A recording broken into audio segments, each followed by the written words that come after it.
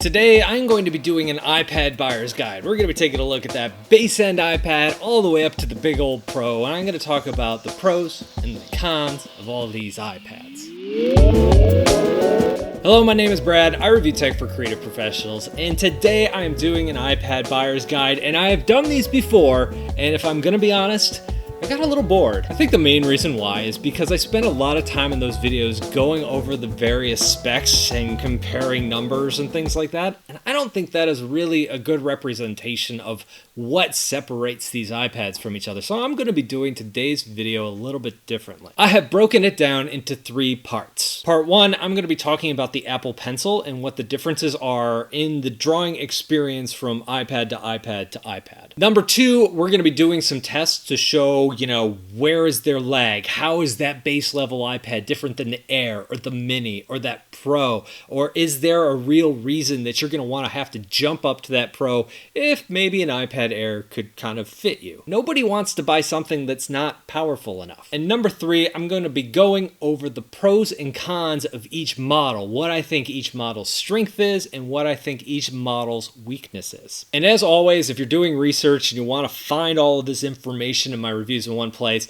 I rank a lot of the tech that I review over on my website, whether we're talking about Huion tablets or Android tablets or iPads, even Windows all-in-ones. Anyway, I rank all of that over on my website, so you can go find the links to those reviews really easily over on brad.site. Cool? Cool. Let's go to part 1, the Apple Pencil. There's 2 Apple Pencils, Generation 1 and Generation 2. At this point, if you're buying a new iPad, that first Apple Pencil will only work on that base version, that 9th generation iPad. The Mini, the Air, the Pro, these all use the Apple Pencil 2. There's a bit of a price difference between these. The original Apple Pencil is $100, $130 for the Apple Pencil 2. As far as drawing, palm rejection, pressure sensitivity, all of that, these 2 pencils are identical. However, I think, and most people who have used them think, that the Apple Pencil 2 is a nice upgrade over the Apple Pencil 1. The biggest difference is how it pairs and how it charges. The Apple Pencil 1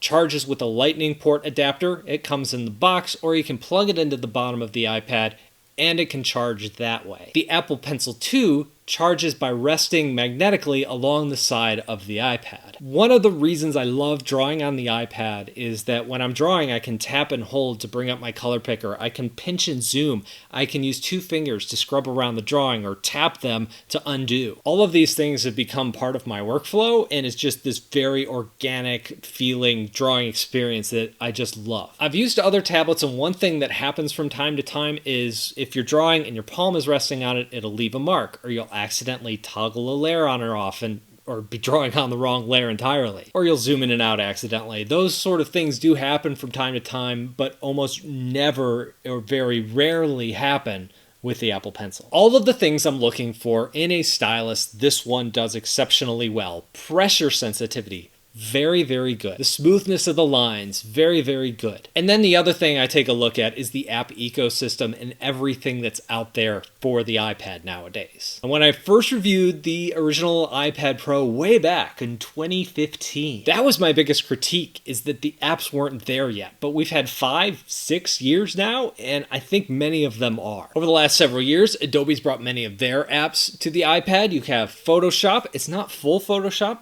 but it is a version of Photoshop. There's Adobe Illustrator. It's not full Illustrator, but it is a version of Illustrator. There's pro-level apps like Affinity Designer. I love Affinity Designer. I even have a course for Affinity Designer. And of course, if you watch many of my videos, you probably know my favorite app to draw on the iPad is Procreate. Last year, maybe the year before now, they added animation. That's fun to play with. I have a course on that. And any day now, they're going to be rolling out some new features. They're doing some really cool stuff with being able to paint on 3D models. That is really cool.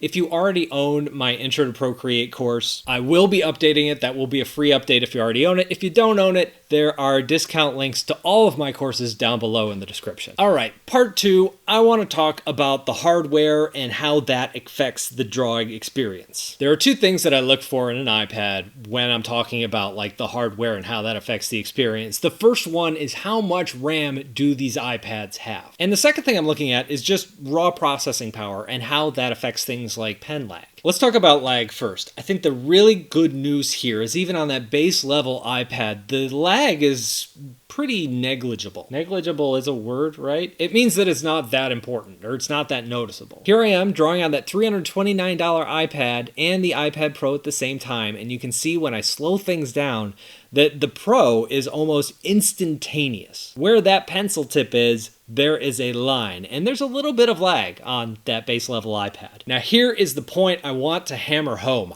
I had to slow down that footage to point this out. If I play that at full speed and you really look for it, you can see it. But I think the experience that you have when you're actually drawing, it's just not a big deal. I think that's why the base level iPad is one of the best deals in tech. And I said this in my review that oftentimes if you buy like a base level laptop, it's not going to be fast enough for a lot of these applications. Whereas the base level iPad really is really good. Now, obviously the iPad Pro is better. That's because one, it has a better processor, but there's something else at play here, and that is the iPad Pro's screen has a 120 hertz refresh rate, whereas the other iPads, all three of them, have a 60 hertz refresh rate. What that means is the animations, the things you see, whether it's interface animations or your pencil moving around, is going to move at twice the speed on that iPad Pro as it does on the standard iPads. So when I bring up the Air and the Mini and I compare those to the iPad Pro, what you're going to see is not that different than what you're seeing on that base level iPad. If I slow down the footage, you can tell that there is a difference there. That iPad Pro is going to perform better than the Mini is here, but it's not light years better. It's just a little bit better. Now, mostly I've been drawing in Procreate here. I think another test is let's take that Pro and let's take that standard iPad and let's test them in something else like Clip Studio, which isn't quite as well tuned for the iPad. Here where I'm drawing, you can see the lines and you can see the difference. You can see what's going on if I use the same pen in the same app on different iPads. Let's make this even more fun. Let's take that iPad Pro and let's take last year's Tab S7 Plus, which was Samsung's high-end Android tablet. It also runs Clip Studio Paint. Let's use the same brush there. Let's slow it down. Let's take a look at what happens between the iPad and an Android tablet running the same exact app. The other thing I wanted to talk about in terms of performance is RAM. The main thing that this affects is how large of a file you can make on the iPad. So if you have more RAM, you can get a bigger file, which means you're going to get more layers. Procreate has a really great measuring stick for this. As you size out your canvas in Procreate, it's going to tell you exactly how many layers you get with that size canvas. You make your canvas bigger, you get less layers. So if I take a standard canvas size, like 2000 pixels by 2000 pixels, I'm going to get a different number of layers to work on each of these iPads. The iPad Pro has either 8 gigabytes or 16 gigabytes of RAM. The iPad Air and the Mini both have 4 gigabytes of RAM, and that base level iPad has 3 gigabytes of RAM. And over the last several years, many of these iPads have gotten more RAM, and it has gotten to the point that for me, unless you're working on like absolutely ginormous art files, you don't really need to go to the level of the Pro. If you are working on something that's huge and you need those big canvases and lots of layers, that's what the iPad Pro is for. All right, part 3, let's talk about the strengths and the weaknesses. Let's start with this 9th generation iPad. The strengths, it gets the job done. This is Apple's best-selling iPad, and that's because for most people, you just needed to do one thing well. In my case, that's drawing. Boom, here you go. You can draw on it, it's cheap, it gets the job done. This year they bumped up the processor to an A13, and this is my favorite upgrade, 64 gigabytes of storage in the base level configuration. That was the one thing in the last few years that they did give me pause when I was recommending it, as I thought, okay, this works, but with only 32 gigabytes, you're gonna spend a lot of time like moving files off your iPad. My daughter has one that's several years old now, 32 gigabytes of storage, and she always has to save her stuff. She always has to like delete one game if she wants to put another game on there. You could do it, but you're just gonna have to spend time managing that storage. 64 gigabytes just gives you so much more elbow room to work with. All right, so if this iPad works so well and you can draw on it so well and does everything you need to do, why would you want a more expensive one? I think a lot of these things come down to quality of life improvements. For example, the keyboard accessory here is fine. It works great. It gets the job done, but it's not as elegant as the newer ones. You've got larger bezels, you've got the older button on the front. The big one for me is the screen. This is a laminated screen, so there is a little bit of a gap between the glass and the screen below it, and so when you're drawing on it, the pencil makes a tappy clicking sound. It feels a little bit more hollow. It's not a huge difference. You totally get used to it after a few minutes, but this iPad doesn't feel super premium. But I guess the nice thing here is all of these things that I point out, of it feeling old or not having the new design or whatever, not working with the cool accessories, a lot of those things are aesthetic. Those aren't things you need. Those are things that are just really nice to have. All right, let's take a look at the iPad mini. This is the one I've used most recently, and the biggest thing with this iPad is it's just so dang portable. I think in my review I called it cute because it is. Just the way you can hold it in one hand and draw on it and how mobile it is. I'm used to using a 12.9-inch iPad Pro, so switching to something so tiny just... I don't know. I can really see the appeal for people who are on the go, don't want to carry something super heavy, can even slide it into a bigger pocket. I get it. It's just cool. One thing that some people pointed out as a con that I didn't really see as a con in my review was just how the apps work on that smaller screen. I think for many drawing apps, they have a more minimalist interface, so you don't need that much space for interface elements. That's not true for every app. If you're in Clip Studio, if you're in Affinity Designer, things definitely get smaller. It's harder to use those things. But I think for just, sketching and that sort of thing, I think you're good to go. This also is a laminated screen, so that's going to make it better than that base level iPad. I think for me personally, having that higher quality screen, it just makes the device feel so much more premium. You don't need it, but the look and the feel, it's just so much better. But the one con I would say is there's 64 gigabytes of storage. Now, on the $329 iPad, I think that's good because that's a lower price. But I think when you get above $500 for something like this, it would be nice to kick that up to $128. All right, let's talk about the iPad Air. I think the iPad Air is that Goldilocks iPad.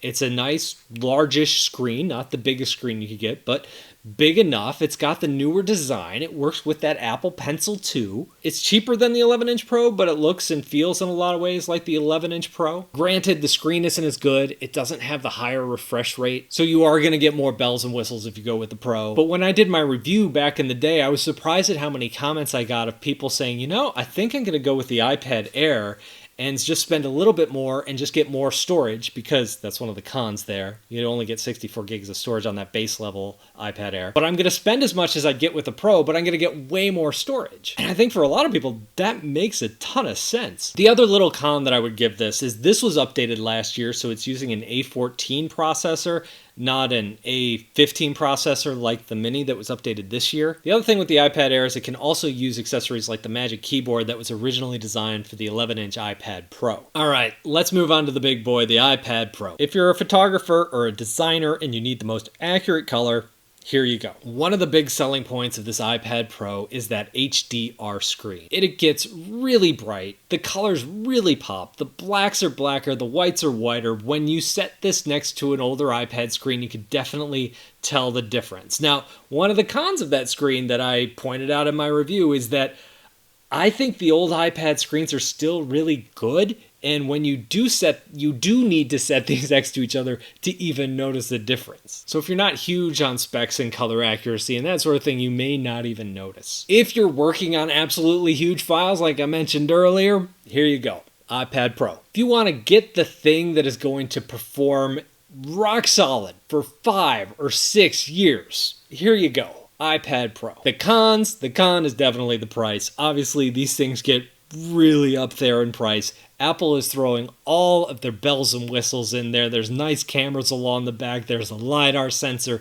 There's a lot of features that I will never use, but some people will in their workflow. And so Apple wants that iPad that just has all of those bells and whistles for the people who want them. The other con is that it might be overpowered for what you need it to do. For illustration, do you need this much power? I'll answer that for you. No, you really don't. I mean, if you're going to be editing 4K video and you've got all this different stuff going on and you're multitasking, it's great to have all that horsepower. But the reality is that I produce video for a living. I make these videos. I know a bunch of other YouTubers and video professionals, and none of them are using iPads. You can use an iPad for video production, absolutely, sure, but nobody actually is. All of the tools, all of the workflow, everything that everybody's used to, all that's still on the desktop right now. So the real question is you have all this power, what can you do with the power, And for many, many people, the answer is nothing. It's just kind of overkill. So that is my iPad overview.